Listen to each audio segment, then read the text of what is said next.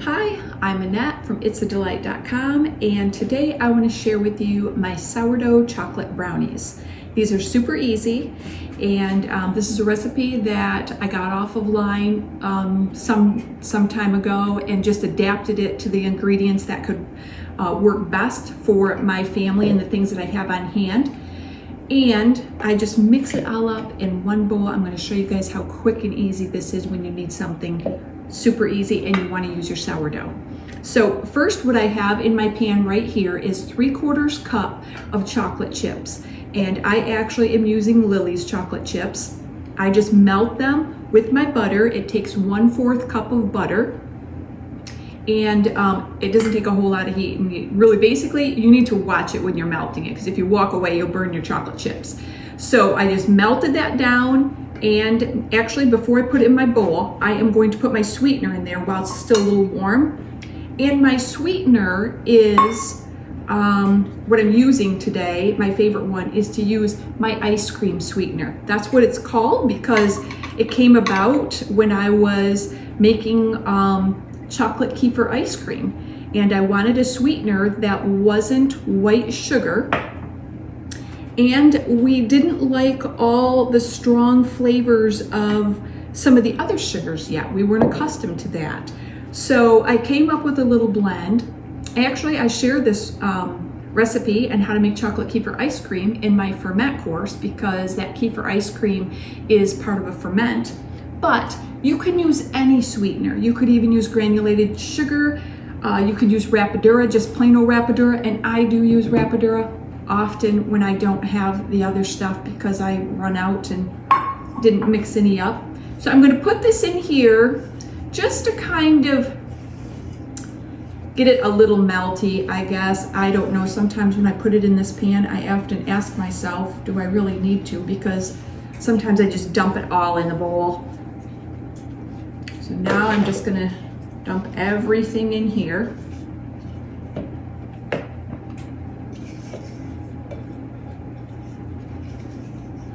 So I guess the point of this is that I like for my sugar to go in some warm chocolate, I guess.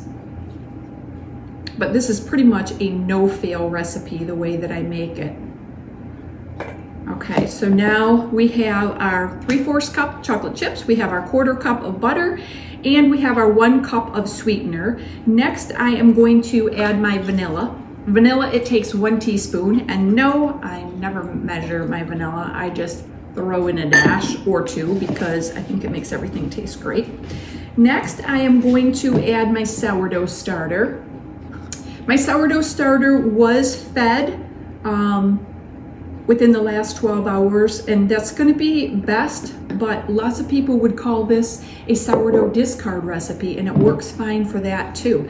I don't do discard because I don't want to ever throw any away, so I don't ever make up enough sourdough so that I ever have discard that I have to throw away. Okay, so next we need 4 eggs. You don't even need the beaters for this. I just really like it. You could do hand beaters if you wanted to, or a whisk, but I find it's just not necessary. So last, I am going to put my 1/4 cup of chocolate chips in it. And those again were Lily's, just a few more that I like it to just have a nice fudgy brownie flavor. And again, you can use any chocolate chips for both parts, whatever your favorite brand is, or regular chocolate chips. That is just completely up to you. So I'm going to give this a good whisk. You can see I'm really stirring it well. I want to be sure that my eggs and everything is just really stirred around, but you don't really need the beaters. Just look at it and say, oh, hey, it's giving me some muscle exercise today. This is looking, smelling good, delicious. Okay, so next I am going to get a few things out of our way here again. I'm just going to butter my pan, and this makes an 8x8 pan.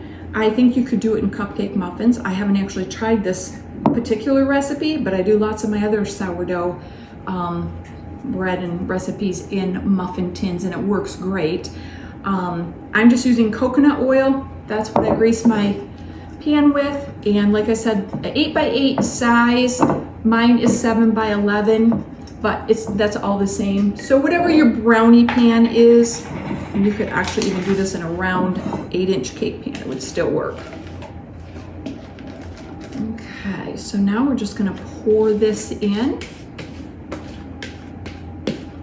And if you aren't, again, quite accustomed to things that are full sourdough, though this would be a recipe that's one that I would say it doesn't really take a whole lot to get used to. Some people, you know, if you're just starting out with sourdough, it's not that it tastes tart, it's that you have to get used to it being very fudgy because it doesn't have any additional flour. But if you felt like it was too fudgy for you, I think you could definitely add just 1 tablespoon of flour to this, and it might be a little bit more cake-like. So again, you can decide. I haven't tried that, but I have often suggested that to people. I always think, I'm gonna try that. And I have done that with other things. Again, that's why I'm sharing that trick with you. So put these in the oven. I'm gonna bake these at 350, and I'm gonna say between 15 and 20 minutes. And really, I find like 17 minutes is perfect for my oven. I don't wanna overbake them. And when I take them out, they're gonna seem like they're not quite done. If I say, oh, I think they need about 2 or 3 more minutes, that's my sign. That means they're done, because when they cool, like I say, they're gonna be a little bit different, so I don't want them to dry out. I found that when I go that full length with sourdough things, that then later the baked good becomes too dry. So I tend to maybe what you'd say underbake it, or have learned to say if it needs more time, then it's probably just perfect. So I'm gonna put these in the oven and I'll show you how delicious they are when they're done, okay? So I have taken them out, and to be honest, I actually have overbaked mine a little bit. You know how that goes, real life. We get busy, the timer was going off, and I should have got to it right away, but I let that timer go off for probably an extra minute. So this is real life, and I actually am glad, because you get to see, okay, how are they gonna really turn out? They're hot yet. And I'm gonna cut these right now, and you know what? They're pretty moist, actually.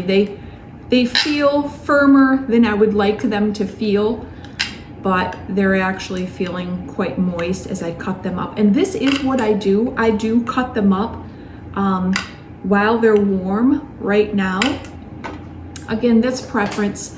And especially because I do think I overbaked these a little bit, I am going to take my little pastry bag, and I am going to put a little chocolate drizzled on top. And basically what this is, this works great for lots of things, you guys. This is 1/3 cup of chocolate chips.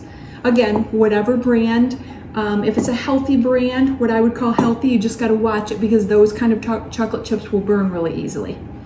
So it's a 1/3 cup of chocolate chips and 1 teaspoon of coconut oil. Forgot my scissors. So I need to snip this bag, the bottom of it, so that I can just pipe out a nice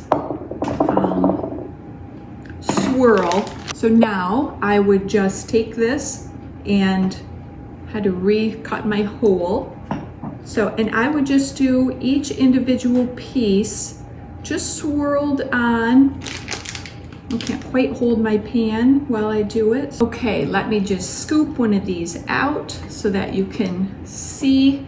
It is fairly moist, actually. They just felt a little firmer than I wanted to. They really are a good fudgy brownie because we don't have the white flour. We're using the sourdough instead. So we'll just give a little taste test right now. They smell wonderful. The chocolate chips in them are, I can still see pieces of the chocolate chip, which is what I love to see in them. Yummy, actually. They're pretty perfect. You'll have to give these a try. So, hope you enjoyed these chocolate sourdough brownies. and I'll see you in the next video.